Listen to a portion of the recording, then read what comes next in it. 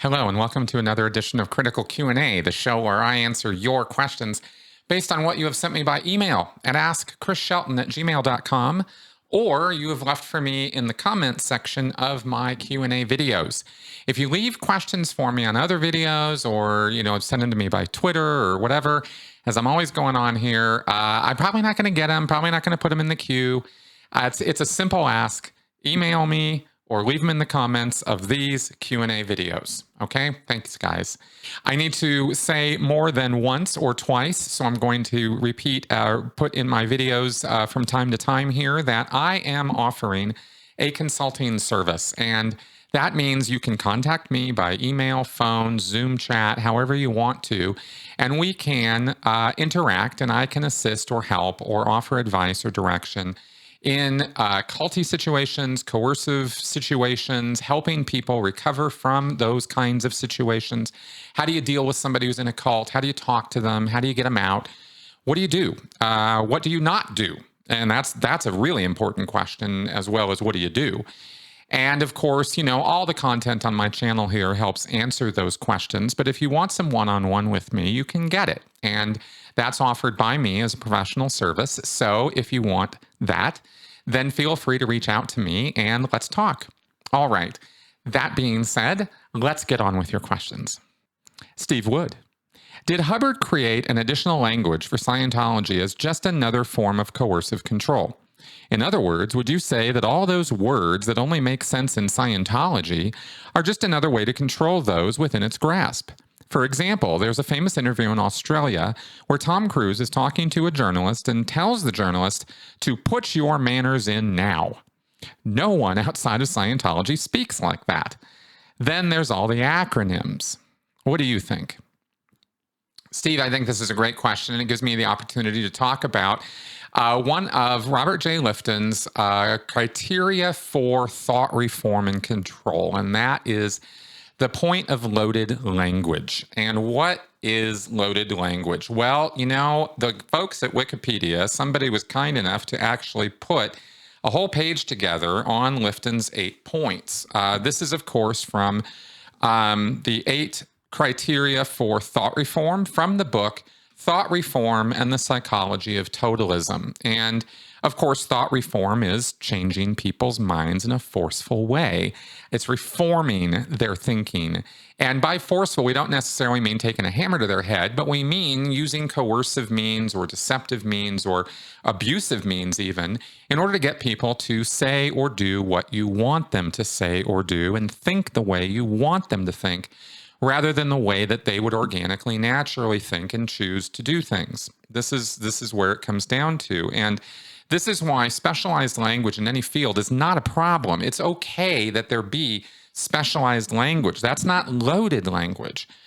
Electricians, physicists, neuroscientists, almost any field in science and the arts has specialized words or definitions of words that mean certain things for their area so that they can communicate with each other in those fields and have that kind of shorthand in that communication. Nothing wrong with that at all. It's a very organic, very necessary thing for us to be able to create and evolve ideas, to be able to define and redefine terms and come up with new terms for things. So nothing nefarious there. I really want to differentiate where does the bad stuff come into this, and it comes in when you have loaded language. And what does that mean? It means that as right out of the definition here, the group interprets or uses words and phrases in new ways so that often the outside world does not understand. This jargon consists of thought-terminating cliches, or what we call thought-stopping cliches, which serve to alter members' thought processes to conform to the group's way of thinking. And that's where things get tricky, is thought-terminating or thought-stopping cliches. Statements, and what are we talking about here? Well, it just so happens there's another little section here on this, and I'm going to read to you from some of it. The book actually popularized the term thought-terminating cliche. This is a commonly used phrase or folk wisdom, sometimes used to quell cognitive dissonance. So, what's cognitive dissonance? Well, that's where you are faced with opposing or mutually exclusive ideas or concepts or behaviors. Even in yourself, this can happen with yourself. It doesn't have to be externally caused in order for it to create the noise in your head, the discomfort that comes from these two things don't reconcile. This doesn't work. Somehow this is bumping up against something else in my thinking, or these pieces of information don't go together, but I'm being forced or told to understand this so that it does make sense. And our minds and imaginations are brilliant at making things that don't make any sense. We're good at making them make sense. We're really good at it. And the process, the noise, the disturbance that's created in your mind when you are faced with that kind of dilemma is called cognitive dissonance. Thought terminating cliches are used as a ready-made recipe or easy remedy for when you're encountering that kind of cognitive dissonance in a group, let's say, like a cult, like Scientology.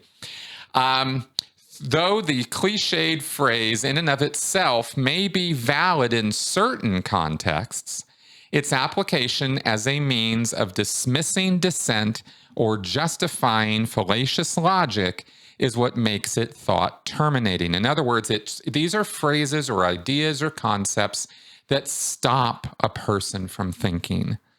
They don't contribute to a conversation, they shut it down. Okay, there's some concept or idea communicated that you go, labels fit this all the time, which is why labels are used as thought-stopping cliches. Now, let me give you a couple examples off the page here. Examples include, everything happens for a reason. That's a thought-stopping cliche. You don't have to think anymore. Oh, everything happens for a reason. Okay, great. Why? Because I said so. I mean, that's about as much logic as sits behind that statement of everything happens for a reason. Well, what's the reason? I mean, clearly that would be the next logical question. But a lot of people that you and I know don't do that. They stop thinking when you hear something like that. God has a plan. That's a thought-stopping cliche. Maybe it's true. Maybe in some contexts, it's even useful or helpful to somebody because they gain some idea of somebody's in control, somebody's in charge, somebody's got this under control somehow. But it shuts down thinking because you don't know the plan. You don't know the reason. You got nothing. And you can't carry on a conversation or continue a thought when it's just going off a cliff. There's nothing there. It's just a big empty void of knowledge. I'm the parent. That's why. There's an appeal to authority, right? Because I said so, because he's got a PhD, because, fill in the blank of stop the conversation. It's a matter of opinion. You only live once. We'll have to agree to disagree. These kind of like things that just shut stuff down. Here's a quote from Lifton on this, the guy who originally wrote about this. And this is a little academic, but quote, the language of the totalist environment is characterized by the thought-terminating cliche.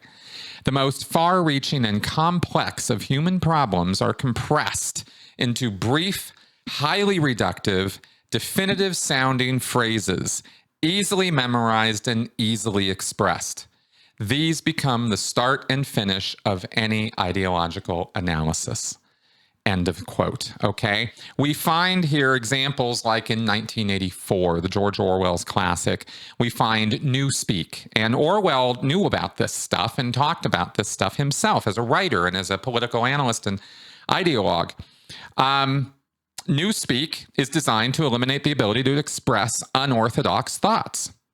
Aldous Huxley's Brave New World uses thought-terminating cliches in a more conventional manner, most notably regarding the drug soma, as well as modified versions of real-life platitudes such as a doctor a day keeps the gym jams away. These little things we tell ourselves, they go, these very reductionist ideas that really, are very questionable as to their validity or use, but it helps us to simplify things, to not have to burn up our energy reserves and brain power trying to think about everything all the time. We have a hard time with that, right? It's tiring. It's actually taxing on your body's resources to have to think a lot. And so the brain has come up with, and we readily agree with, these kind of mechanisms that people will give us in order to reduce our, the taxing, the energy usage of our body's energy. And that's a kind of goes to the biology of it, really. But it's true. Who wants to be tired out thinking about everything all the time? There's an awful lot of things in our modern world of complexity and technology to get wrapped up in. And so you've only got so much attention and so much time to give, so much energy to give to any one thing. So it makes sense that we would seek these kind of mental shortcuts. This isn't some kind of, oh my God, how do people, they're so stupid for doing this. It's like, no, we all do this.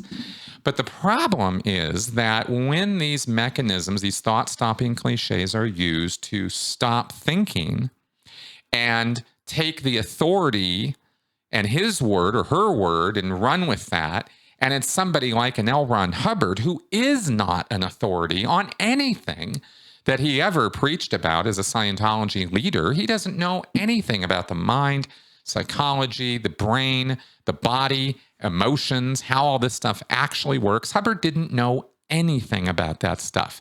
But he was able to fool people with clever language and thought-stopping cliches.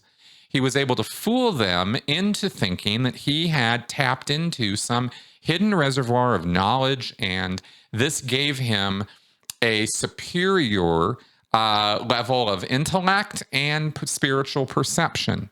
And when you buy into something like that, and you start assigning that kind of power to somebody else, then be pretty prepared to be dominated and controlled by that person, because that's why they're doing it.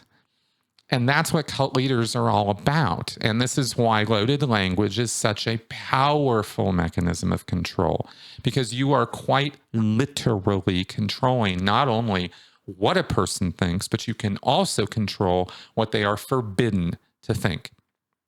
Words, phrases, ideas, whole concepts that are just forbidden. You're just not allowed to. And you can control people that way. And that is absolutely why L. Ron Hubbard adopted it as a mechanism in Scientology. And it wasn't even something, these are, again, one of these things where you don't have to do it in a premeditated way. These cult leaders just roll right into it. It just sort of organically rolls out. They go, oh, there's a turn of phrase I can use. Like in Scientology, a thought-terminating cliche was, that's N theta. In fact, that's probably one of the most powerful thought-stopping cliches in Scientology, because I talk about, well, here's a whole area where you can't think. You can't talk about this. This is not allowed to be talked about or even thought about. If you label something as N theta in Scientology, that's it. It shuts down any more thinking or talking on that subject. Leah's documentary, for example, my channel, Mike Render's book, Aaron Smith Levin's channel, Tony Ortega's reporting, all of it is simply labeled, that's N theta. And in Scientology, if something is N theta, you don't listen to it. That means it is lies, vicious, destructive, deceptive lies, premeditated, on purpose, conspiratorial even. It's N theta. It's bad for you. It's not information that will in any way be conducive or productive to your good feeling or thinking. That's how Scientologists think about that. And we all have our own versions or ideas about what is and isn't acceptable to us to hear or listen to or talk about. All of us do. I don't think very many of us want to have deep intellectual conversations about the Turner Diaries, which are some of the most racist writings that have ever existed, or the Elder, Protocols of Zion. Who wants to get into deep analysis of that? It's racist bullshit. We can just kind of park that. Yet, if you use that kind of thinking to control people's behavior and way of thinking, see, because what I just described were choices people make, right? I mean, you can go have a deep discussion about the Turner Diaries if you want to. I'm not telling you not to. I'm not telling you it's forbidden. I'm saying I'm using it as an example of something people probably don't want to talk about a whole lot and would be happy to label as, well, that's just racist and I'm not going to deal with it. So we all have these things. There's nothing nefarious about that. And I hope I'm not using examples that are too highly charged to demonstrate this point. But this is, we all make choices in our lives as to what we do and don't want to deal with or talk about or think about. So again, nothing wrong with that. But when somebody else is dictating that to you and they're using these kind of things in a deceptive way to fool you into thinking this is good for you, this is helpful for you, that, all of this stuff over here is N theta, or it's my way or the highway, right? Kind of thinking, or demands for compliance. That's when we're into, the cult territory. Okay. And coercive control and that kind of thing. So there you go. Michael Yoder. I was listening to a group auditing session by LRH and have a question about trance induction and control on a broader level. At the beginning of the session, people were relaxed and giggling at different commands. Talk to the front wall. Okay, now talk to the back wall. Okay, now talk to the right wall. Okay. And it went on and on with different commands over and over. What I noticed from the group was that the more they complied with the commands, the giggling stopped quickly and everyone spoke in unison. It was disturbing, like something out of the book 1984. What happens for people in coercive situations with this type of trance induction and control? Not just with Scientology, but with other group situations. All right, Michael, thank you very much for this question. And you focused here on what happens in your question, what happens for people in coercive situations with this type of trance induction and control. So I'm going to focus on that rather than on the actual mechanisms of control necessarily that are being exerted against a person there. In other words, we're going to look at the effects rather than causes, although we'll kind of balance both. And I'm going to use in my answer here some writing from a man named Hugh Harley, who had a pretty good analysis of large group awareness trainings on the internet here. And I'll put a link to this to his post on this, because the whole article he wrote is actually pretty good. And what you're dealing with here is you're dealing with compliance mechanisms, right? You're dealing with a way to get everybody on the same page, everybody in the same boat, and knowing and feeling that way as a group. That's what Scientology group processing is all about. And with the added expectation, as we've talked about before in Scientology, that you are primed through indoctrination that is done beforehand as to what the end result or goal of this is supposed to be. And so everybody is also on the same page on where they're supposed to take this. And they know they're not done until this sort of relief and euphoria and all that kind of happens. And people can make that happen within themselves and learn how to do that, or can kind of goose themselves into it based on the social compliance factor. Everybody else is doing it, so I guess I need to do it too, kind of thing. Even if it's operating kind of semi or subconsciously. It's really quite interesting. It's not like you have to have these ideas of manipulating yourself as fully formed ideas. This can be emotional manipulation that you're doing to yourself in order to comply with what's going on with the rest of the group and be in agreement with them and be a good member or that kind of thing. It doesn't have to be that you're knowingly, premeditatively fooling yourself. That's very rarely how it works. Most of the time you're kind of going with the flow, thinking, oh, I'm in this too. This is all good. This is what I'm really experiencing this, when in fact, had you been left alone, you would not have been experiencing that. It's only because you're kind of riffing off what everybody else in the room is experiencing. And this is a very, very powerful influencer on our behavior, is what's everybody else in the room doing? What's everybody else in the room thinking, saying? And if you're not on the same page as them, you're going to feel some discomfort within yourself. You're certainly at least going to notice it. Okay, now, and how dedicated, how much emotional investment there is beforehand in what the group is saying and thinking, and is what determines whether you're going to be able to just brush that off and not care what everybody else thinks, or whether it's going to be very important to you. that you be part of and comply with the general group. Okay. We call, he refers to this in the article here as communal reinforcement, believing that something we are taught is true because we're surrounded by other people who already believe it, or at least we think that's the case. And when everybody in the room is riffing off everybody else in the room, and nobody's feeling it, but everybody feels like they have to think it because of the priming and the indoctrination, you see, it can be really wild what people can do. Really wild. Okay, so that's kind of part of the picture here, pretty big part of it, actually. But what happens with people in this, unfortunately, is that they kind of get into a frame of mind or a headspace or buy more into a belief set that this kind of group control activity or group coercive activity is good for them, is something that they need to be part of or should continue to do. And again, there's more fallacious thinking in here, right? There's wishful thinking, right? A tendency to see what we want to see. There's confirmation bias, which is the tendency to see what we expect to see, what we expect to experience. It's not just visually, it's all of our senses, and all of our experiences contribute to confirmation bias. And there is, there's a couple other points that Hugh makes in his article, which are pretty good, and I'll leave you to read them. But the bottom line is it reinforces, or can all by itself create and then reinforce, this sort of self-sealing idea that the group is all and everything that's happening outside the group, or, that this group has some kind of special line in on the truth or some special technique or power or ability. And you need to be part of it. You need to be plugged into it because, wow, don't you feel great now?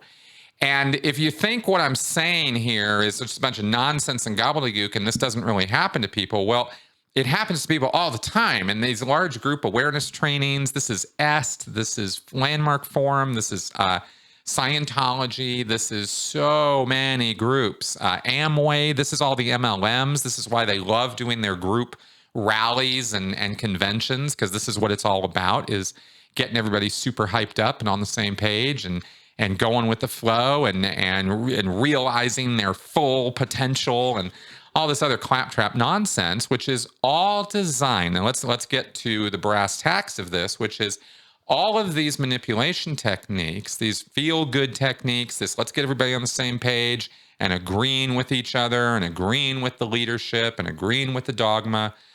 All of this is designed to get you into a less critically thinking, less skeptical, less aware state of mind, less independent state of mind, might be a better way of putting it, so that you will continue outside of the seminars and group setting to comply with what you're told to do.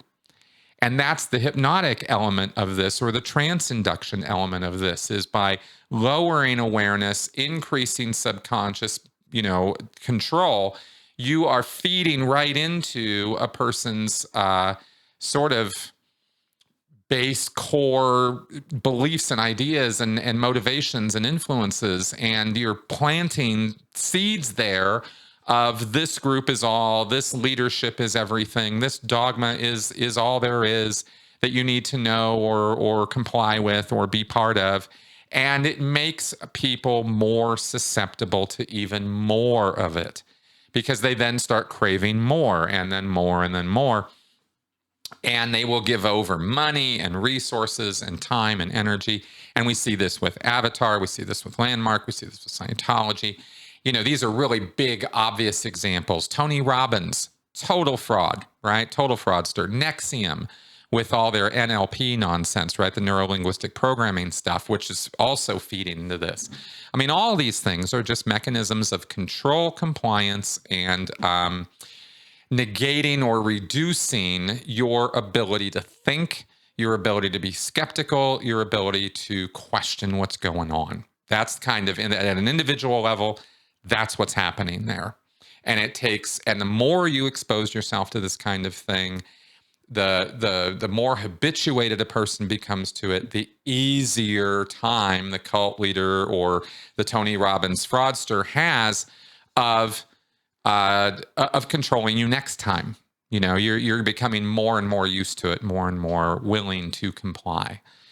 And that's what that's all about. And it's not to say that every single, you know, group or group setting or group situation where we're all getting on the same page about something is destructive to your good thinking, because it's not. I'm talking here about people who are doing these kinds of activities with malice aforethought. I'm talking about people who are premeditatedly, you know, they're planning on doing this to you and then take advantage of the state that they get you in to get money, resources, sex, etc., out of you.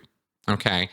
This is not, you know, the same kind of thing, the similar, maybe adjacent kind of thinking or experience is had in good ways too at, say, concerts or movies or, you know, places we all get together and get on the same page, sporting events sometimes.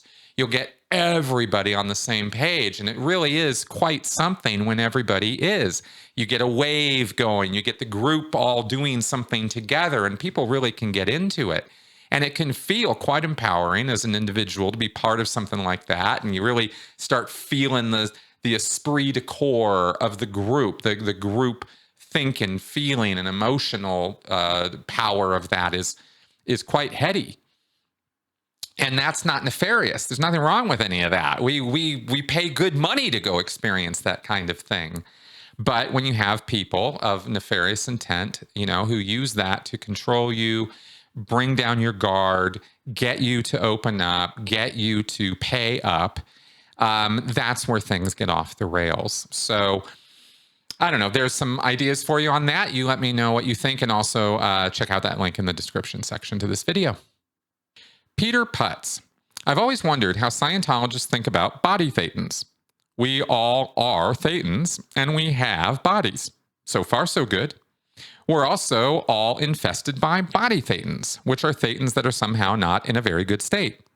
Thetans have lived for a very long time, so we have basically done everything. Created civilizations, destroyed them, yada yada. So, shouldn't we also assume that at some point along our track we had been in this degraded state of being a body thetan? Shouldn't I come up with memories that a gazillion lifetimes ago I had been a body thetan, infesting the little toe of Leonardo da Vinci or something? Or let's say I give birth.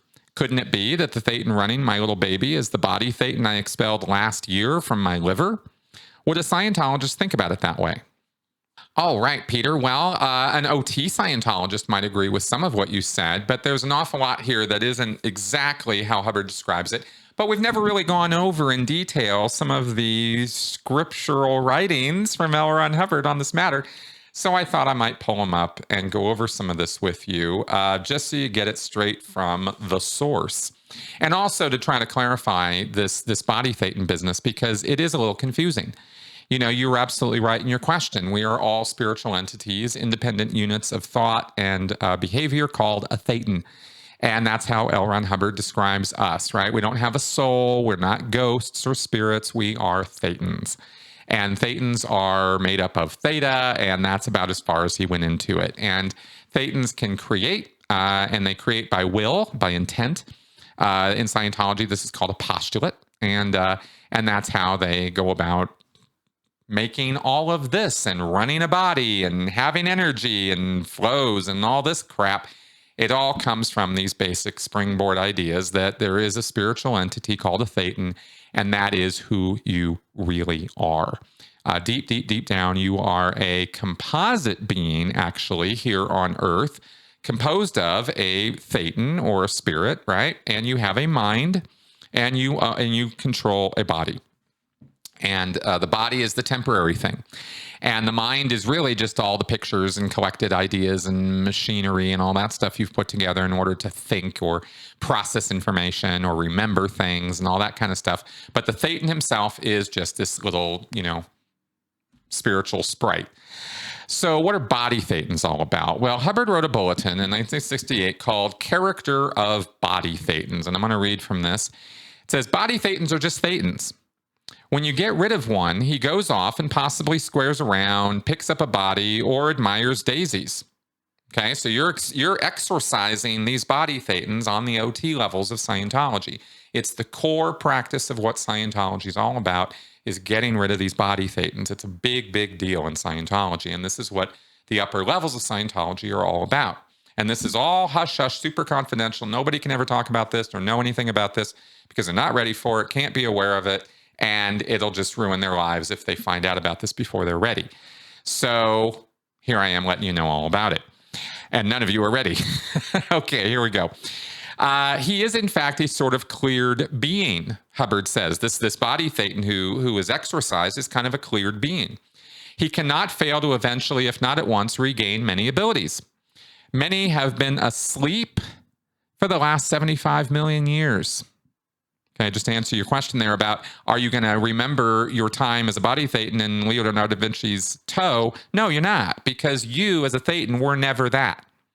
Body thetans have been in this degraded state for a very long time, and the whole Xenu story is important in Scientology, not because of Xenu, but because of the catastrophe that created the clustering of the body thetans in the first place. And this is the really important part of this. This is why when you talk to OT Scientologists about the Xenu stuff, you know, that wasn't really the most important part of the experience for them. What was important about it was, holy shit, I'm a thetan covered. I mean, they all know they're a thetan going on up the line, but suddenly, wait a minute, what? Body thetans? What? You know, nobody has a clue about this in Scientology until you get onto those confidential levels. And this is a really big reveal. It's huge. People in Scientology's minds are blown when they find out about this.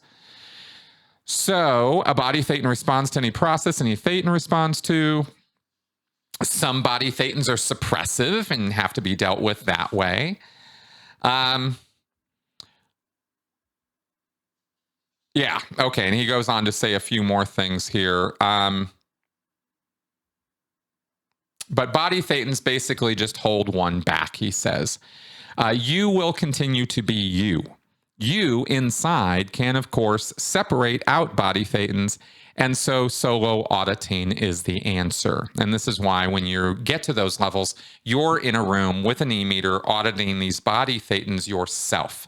And you are telepathically contacting them because they are glommed onto you. They're literally connected to you. They're right there, easy to reach, easy to talk to, thetanically, so to speak. And then wake them up, send them on their way. And there's various processes that Hubbard developed in order to do this. And we're not going to get into that today, but there's different ways of doing this. Okay, now I referred to clusters or clustering of thetans, and this is where the body thetans really come from. What Hubbard talks about, and I couldn't find the exact reference on this point, but because it's I got to dig through all kinds of stuff to dig this stuff up. But I'll just explain to you that where these body thetans come from is some kind of devastatingly powerful explosion or traumatic incident or engram in Scientology parlance. There's a really, really bad thing that happens, and all these thetans are there for it. They're not over on the other side of the galaxy. They're all located here. Okay, I'll give you a pretty good example of the kind of power that I'm talking about that would be required to pull this kind of thing off. And I'll use a simple, stupid example of Star Wars, okay? Alderaan getting blown up by the Death Star in the first Star Wars movie.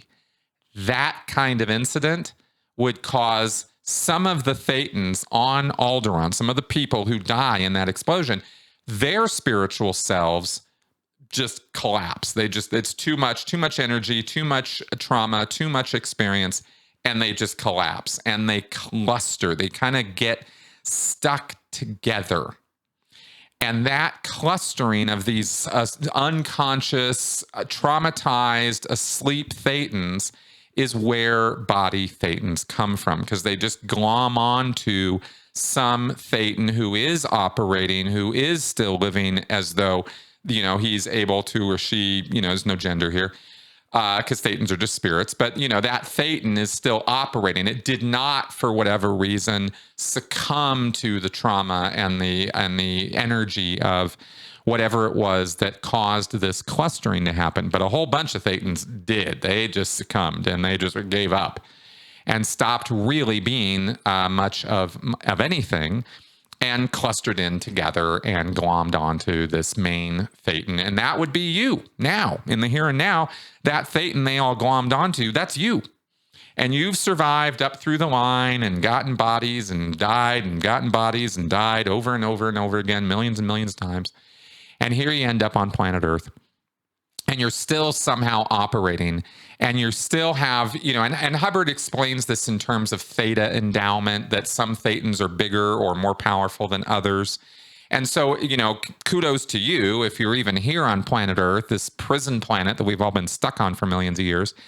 Kudos to you if you're still aware and awake enough to even be able to walk around and have thoughts. It's kind of like that. That's how OTs think about you. In Scientology, is they think, you know, you're just lucky to still be around at all and have any awareness, because these body thetans have totally checked out. They're just kind of unconscious in the closet of your head, and they wake up from time to time and maybe send signals to you, give you thoughts or ideas about things that aren't you. But, you know, you ever have those weird thoughts like, where'd that come from? Why am I thinking that? Hubbard says that's because body thetans. You didn't think that, a body thetan did. So that's kind of where, you know, some of that comes from. So just checking here. Yeah, that's basically it. That's kind of how the whole thing works. And there you go. Since you always have some movie wallpapers on your screens and your Lego models standing around, I was wondering if you ever did a video on that in terms of how you view superheroes as a way of cultism and glorification of even bad character traits, indoctrination of the masses, as in Superman knows what's good for you, and similar. I'm not much a fan of most of the Marvel stuff since it's always so over the top, but I can see some value for this discussion in some of the Batman movies, for instance, or The Boys' satirical/cynical take on the subject. And completely unrelated, is your Lego obsession just tied to building stuff from the films, or do you consider yourself a real AFOL adult fan of Lego?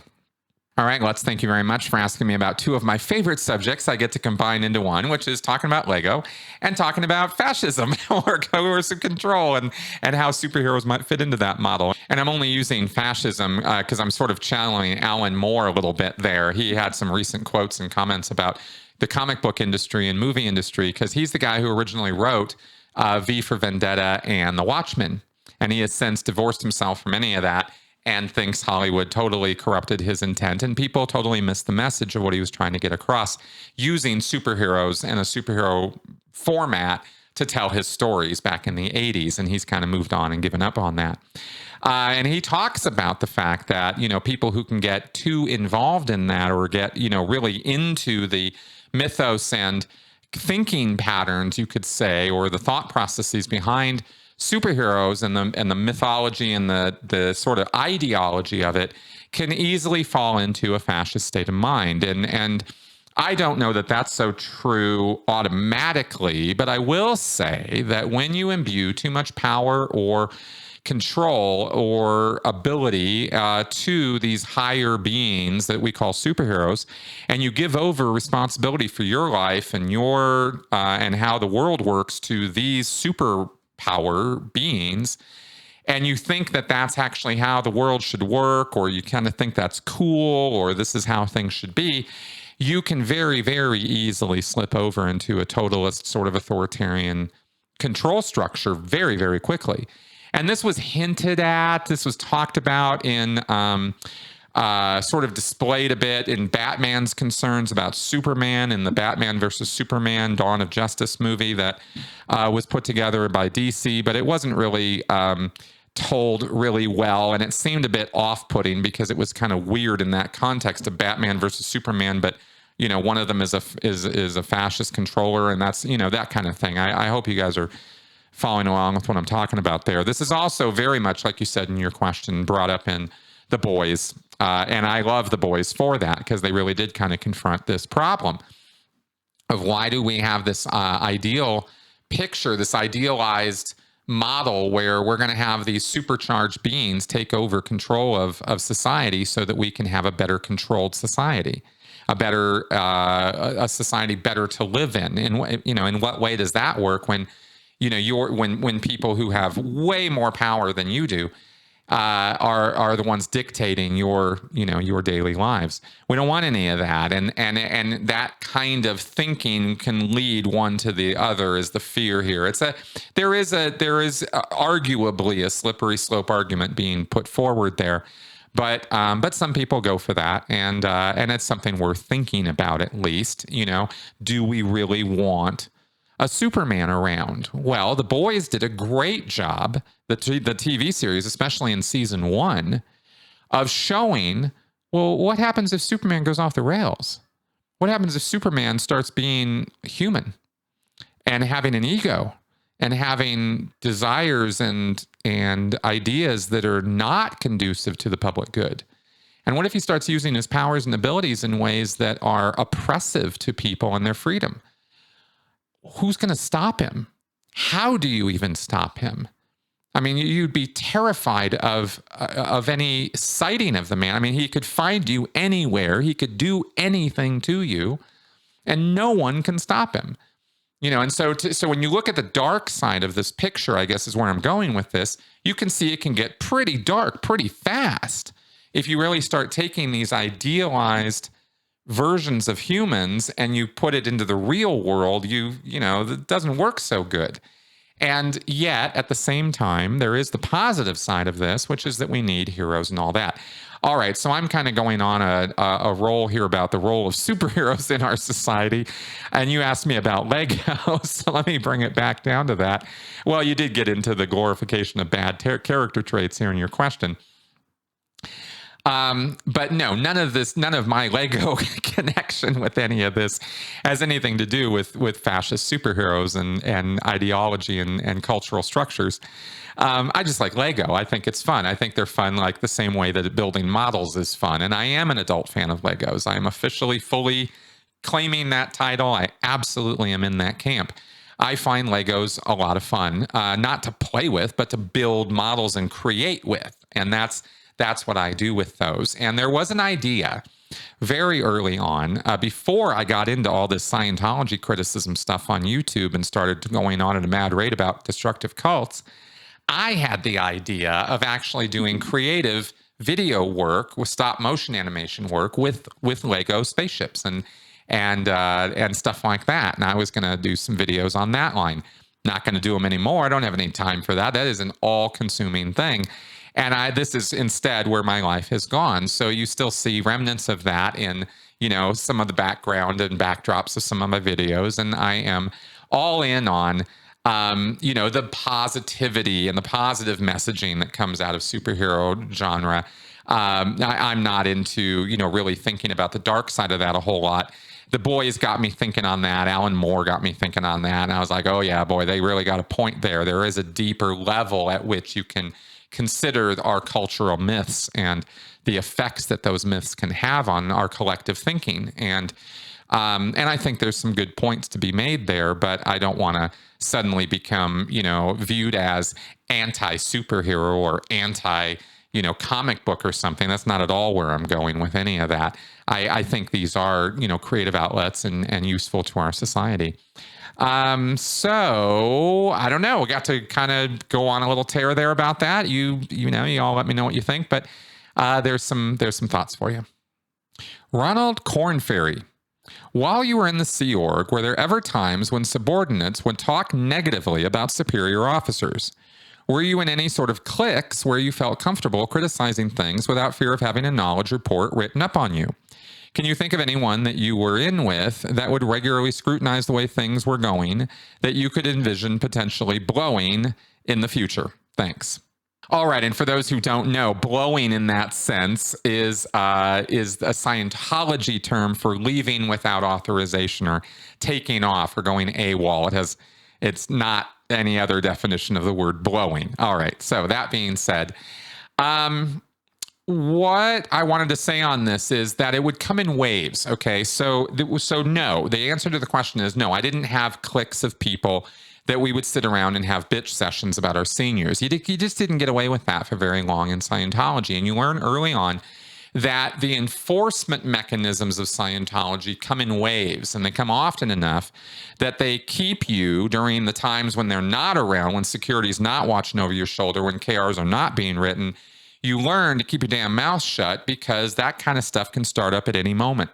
And you say the wrong thing, you hint at the wrong thing to the wrong people, you get snitched on, ethics starts paying attention to you, starts investigating you, and you are in all kinds of hot water right away. And talking and bitching and moaning about your seniors sounds easy, sounds like no big deal, until Scientology ethics officers get hold of you, and then suddenly you are a criminal and a scumbag, and nattering is the word they use in Scientology for complaining or fault finding, and you are a nattery asshole who needs to sit down and write all of your overts and withholds and crimes because clearly you have them, because you wouldn't be nattering if you didn't, you see. And so you might not have that happen to you maybe once a year, but the rest of the year you're like, it ain't worth it, man. I'm not going there. There's no reason for me to share my problems about my senior with Joe, because next month Joe's just going to be reporting on me. You know, maybe right now you and Joe are cool, but what happens after you have an argument or an upset, or Joe gets transferred somewhere else and somebody else is now on him and they're telling him, you better write up all your crimes. And he's got this guilty conscience about complaining about his senior. So he writes down in his write-ups, oh yeah, Chris and I were complaining and nattering up a storm about, our senior Bill, and we hated Bill, and Chris has probably got all kinds of crimes on this, as do I, and I'm taking responsibility for mine, but nobody ever confronted Chris on his, and that report gets over to ethics, and you're toast. So you learn over time that's gonna happen to you if you don't keep your damn mouth shut. And so you become incredibly cautious about who you share what with. And you got to know somebody for a good long time and really establish a strong relationship with them before you're going to feel free in a cultic situation with sharing complaints about, seniors or management or leadership or anything like that. Even your own wife, somebody you just don't have freedom of speech to share all of your ideas with, because she'll write you up. My wife sure did, lots and lots of times, right? For bitching and moaning about stuff. So that can happen anytime in those cultures or in those little bubble worlds. And that's why you learn the lesson to just go with the flow, keep your mouth shut, keep your head down, and try not to get noticed.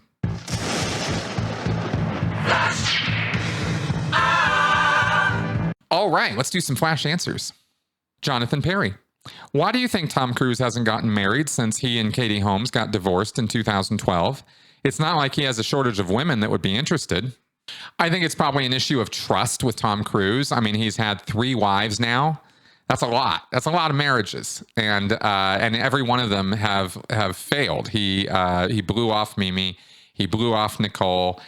Katie escaped from him. I mean, this guy doesn't do well with women. And he's, good looking and charismatic and has all the money and has all the power, but who cares? He's a dick.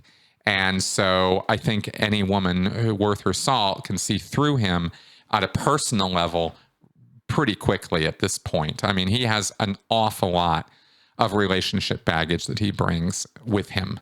And I think that's why you don't see him getting married again. Liam Mullen. Why are seniors in the Sea Org called Sir, regardless of their gender? Hubbard certainly wouldn't have learned that during his time in the Navy, nor would a female officer today be called Sir. In fact, to do so deliberately would almost certainly result in a reprimand or more severe disciplinary action for blatant insubordination or disrespect. While we're on the subject, what would happen in the Sea Org if one purposefully dropped or omitted Sir? Okay, Liam, well, the Church of Scientology Sea Organization is not the Navy. It is L. Ron Hubbard's bizarre, twisted version of the Navy. And in that bizarre, twisted version, women are called Sir. And that's really, I swear to God, all the reasoning there is behind it is because L. Ron Hubbard said officers are referred to as Sir, And he never said female officers are referred to as ma'am. Period. End of story. That's how it is. And so that's Scientology for you. As far as if you omit or drop the sir, and you have an officer, a female officer in front of you who is very self-aware of her rank and prestige and position and demands that from you, you are going to definitely hear about it. And you could be punished for that. So kind of exactly backwards to how things are in the real Navy. But you know what? What else is new? There you go. Shimoda Tala. It took me a couple years after getting out of the cult I was in to stop believing in reincarnation, long after dropping other beliefs. Did you continue to believe in that after leaving Scientology, since they also believe in it, albeit in a different way? No, it didn't take any time at all for me to drop that belief. As I've said many times, I have maintained spiritual hopes. You know, the idea that there could be a spiritual existence or something that goes on afterwards, and we don't really just end when we shed our mortal coil, so to speak, appeals to me. I like that idea of continuing on and not dying, but I have to face the facts that there is absolutely no evidence whatsoever that would be the case, and plenty of evidence against it. And and so what are you going to do? I decided that for me, it's best to not think that way and not believe that way, and so I don't. And I dropped all that pretty much like a hot potato after I got out of Scientology. All right, folks, thank you very much for coming around and listening to me rant on here. This has been our show. I hope my answers were entertaining, informative, and educational, as always. I really do. And of course, feel free to leave any comments, suggestions, feedback, whatever in the comment section. I do see it. And I always generally appreciate it, especially if it's worded in such a way that you're not trying to make me out to be some nefarious jerk. I really don't like that very much, because I really am doing this with the best of intentions. So that all being said, thanks for coming around, and I'll see you next week. Bye-bye.